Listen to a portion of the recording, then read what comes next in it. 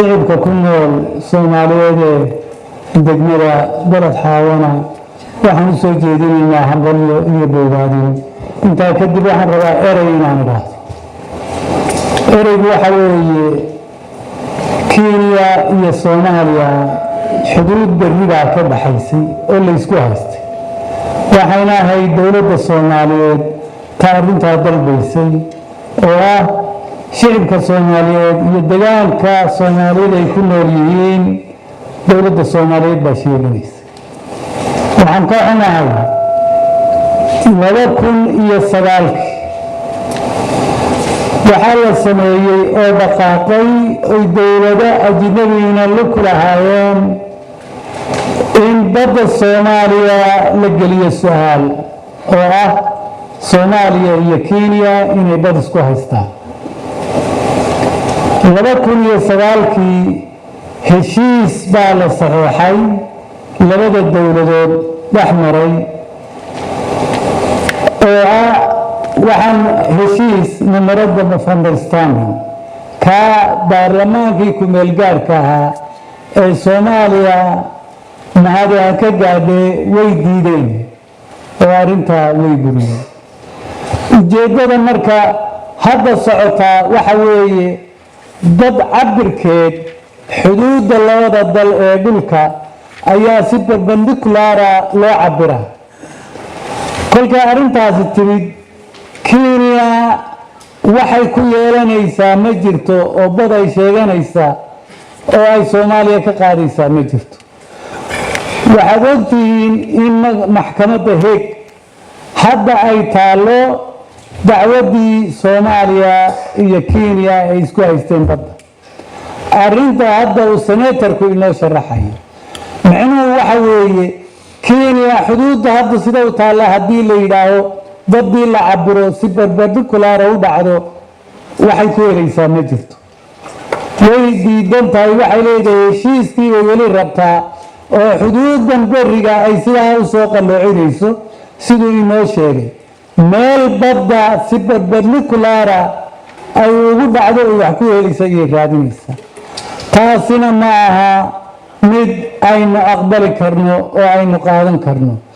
waxay soo baahan tahay dowladda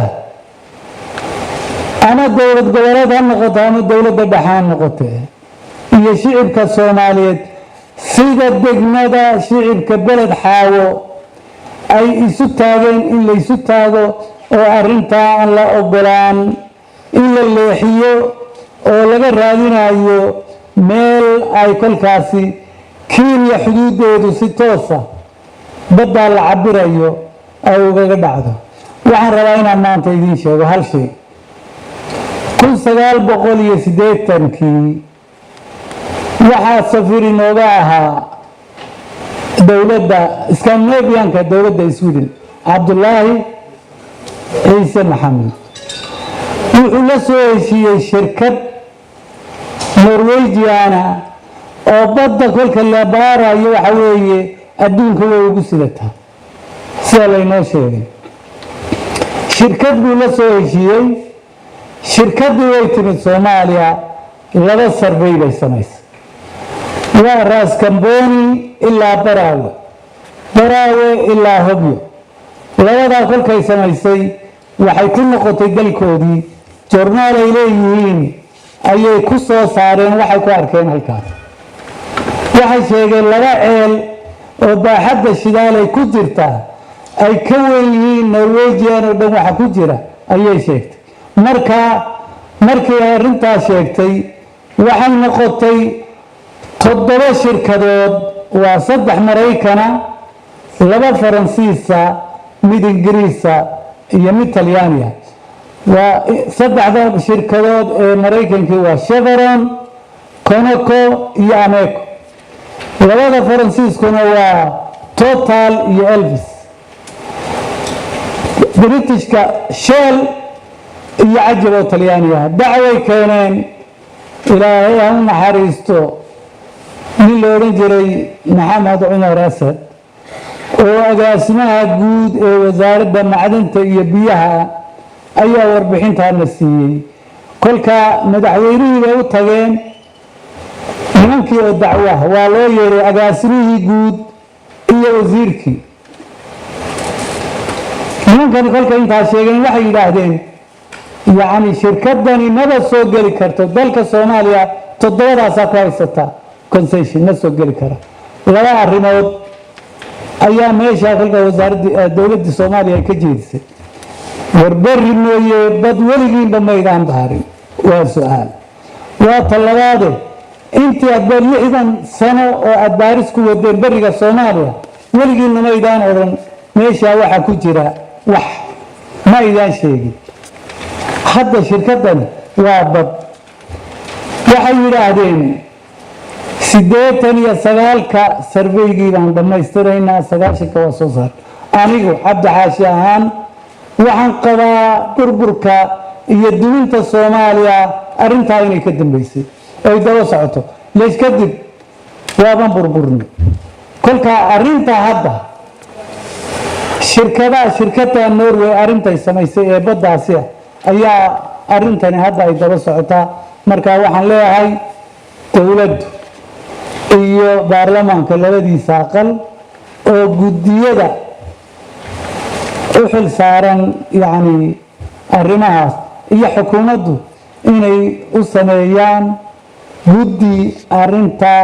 baaristeeda iyo ilaalinteeda ka shaqeeya intaasaan odan lahaa oon kaga baxaya waxaan gelaynaa kalfadhigii labaad ee aqalkan soo socday intiisa badan anigu waan idinka maqnaa waan idinka mahad celinayaa hawlihii aad qabateen guud ahaan waan idinka mahad celinayaa waxaana weeye aqalka maanta waan xiranaynaa laakiin xafladaad tidhaahdeen waa la qabanayaa ayaa inoo dambaysaan filaya warbixinta guud ee aqalka habeenka ama galabta aad arrintaa samaynaysaan ayay noqonaysaa in laydiin qaybiyo gudoomiye ku-xigeenka koowaadna waa idiin akhriyi doonaa aniga waa idiin sheegayaa hadalkan hadda intan aan hadlaya waxa iga keenay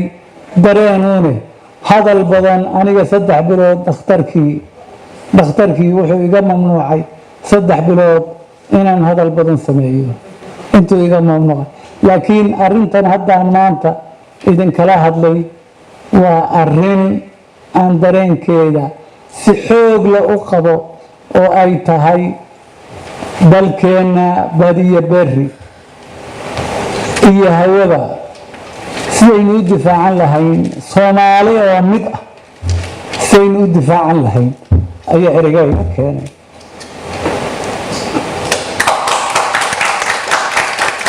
waxaan rabaa aan odanayaa aqalku kalfadhigii labaad waa inoo xiran yahay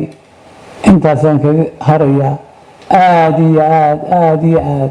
ayaad mahadsantihiin waad mahadsantihiin aqalkuna waa inoo xiran yahay okay